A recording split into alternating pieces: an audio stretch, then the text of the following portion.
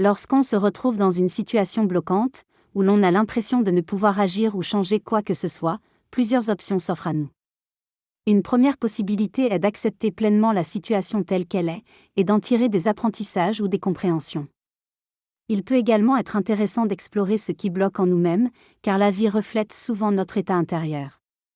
En examinant nos réactions et croyances face à la situation, nous pouvons découvrir des schémas de comportement ou des expériences passées qui influencent notre réaction actuelle. En comprenant cela, nous avons la possibilité de changer notre réaction face à la situation, même si nous ne pouvons pas influencer directement les éléments extérieurs. Dans tous les cas, il est important de maintenir une ouverture d'esprit et de continuer à chercher des solutions pour transformer la situation bloquante. Cette personne semble se retrouver régulièrement dans des situations de rébellion face à l'autorité, qu'elle soit réelle ou perçue. Elle réagit de manière automatique, sans vraiment comprendre pourquoi elle agit ainsi.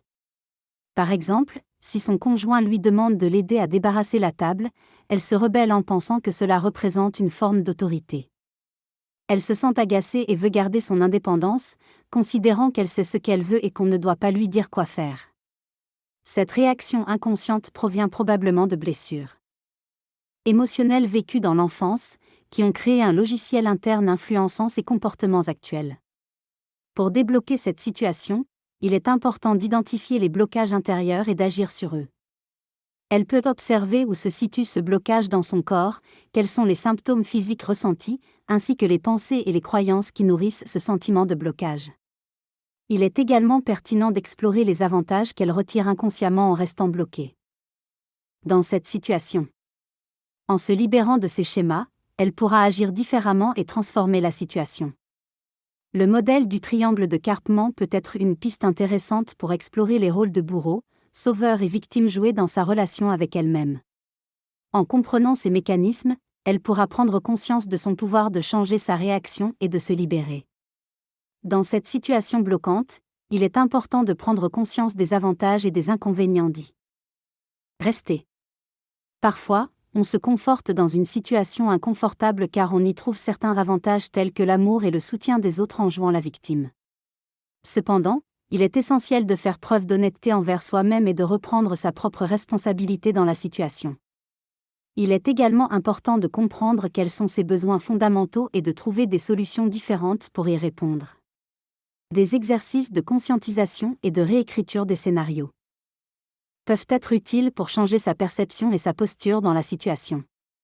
Il existe des ressources telles que des podcasts et des expansions disponibles sur le site rogersuror.com pour approfondir le sujet.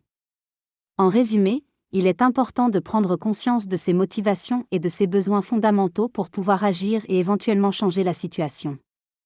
En résumé, l'auteur propose d'utiliser la programmation neurolinguistique, PNL, pour évaluer une situation en posant 4 questions. Quels sont les avantages et inconvénients de rester dans cette situation, et quels sont les avantages et inconvénients de sortir de cette situation?